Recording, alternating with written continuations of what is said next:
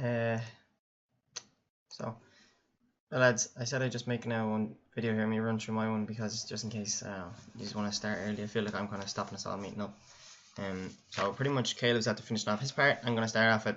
So continuing on from where Caleb, sorry. So continuing on from Caleb, I am going to explain the dimensions of instructional manager to you. I plan to discuss some literature and relate it back to us as educators, giving some general examples. Okay, so at the start of our poster we have so that this is the most common dimension that a lot, if not all, teachers can relate to at some point. This is because it is given the most attention in policy documents, as well as being the go-to traditionally for improving student achievement. So we have a quote in here that may be considered controversial, but please remember that it is a quote and we're taking from it. So technology subjects are predominantly male dominant. This makes it the instructional manager more appealing or common in this subject area. As explained by Noddings 2013, instructional manager aligns with the male mindset, which is deemed to generally be less emotional and less caring than, say, the female mindset. So the old junior cycle was very much based on the male mindset, so male mindset or instructional manager. So where the new junior cycle reform is pushing for the caring moral person, which is considered by Noddings to be the female mindset. Okay, so that's just that top part of our poster. So we come down then to the image. So just looking at our little graphic in the middle there, we can see the instructional manager and kind of the three main branches off it. So we've got collaboration, teaching and learning, and classroom management. So when we look at teaching and learning, the teacher is more concerned with ritual knowledge. So kind of rote learning things as it's going. You do this because it gets you the grade, kind of thing. Investigative learning, it can, in technology, it can kind of put down as design-based tasks, but it's not design-based tasks like we see now in the new junior cycle. It's very much a teacher-led activity where, say, if a class was designing and making a boat, the teacher will have designed and made the whole boat, and the students might be allowed to decide what color it's going to be. Or they might do an experiment that the teacher already has the answer for. They're not really investigating.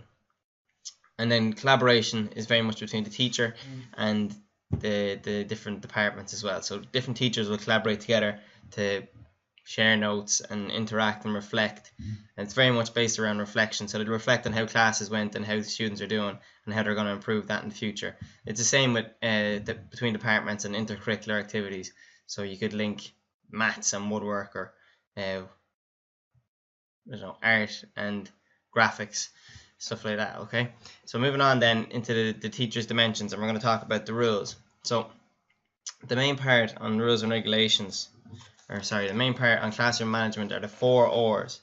So teachers' management skills are very good based on prevention rather than reaction to problems.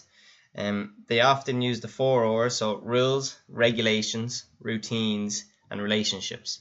So rules are just classroom rules, a clear, communicated, negotiated classroom set of rules, and then a developed, clear, and well understood behavior routine. So basically, you come in, you sit down, everybody understands that. You don't come in, you run around the class. And then fostering relationships between students and teachers. So basically, if you have a good relationship with a student, a good working relationship with a student, it's kind of seen that they're not going to mess in your class and that you won't have any problems in regards to behavior, which means learning won't be inhibited. And then when it comes to fostering the regulation, that's to do with self-regulation in students and trying to make them more autonomous towards their learning, although you are guiding them. So if we look back there just for a second, back to our own placement, and I found this very interesting when I thought about it. So look back at your own placement. Were you ever asked to cover a class that you didn't know? So did you go into the class with a couple of sets of rules in your head? Right, lads, you're all going to come in here, sit down, no talking, hands up. And then routines, so school-based routines. The likes of you push the seats in when you leave. You always put your hand up to talk. That's a rule, but it's also routines. Or no toilet break during the class. That just goes to show you like that the school is very much, it has been in the past, and it's kind of developing more towards the caring moral person. But in the past, it was the instructional manager base. And if you look towards like Owen Shinners from our lecture there, their school will be very much towards the caring moral person. So we'll just go on then to the last part of my presentation here. This is on about the teacher in the classroom. So in general, in this teacher's classroom, there is often one form of teacher-student interaction. According to Kasden 2001, this is called the IOR sequence. So the teacher interacts, okay, then the student responds to this interaction, and finally the teacher evaluates this interaction. So this is really a teacher-led activity. But everything is teacher-led inside an instructional manager dimension. So there's one clear disadvantage to this in the IRE sequence. So the clear disadvantage to this would be that students are not actually given real opportunities to interact with each other, as it's almost always led by the teacher. So with that now, I'm going to just pass you on to Bill.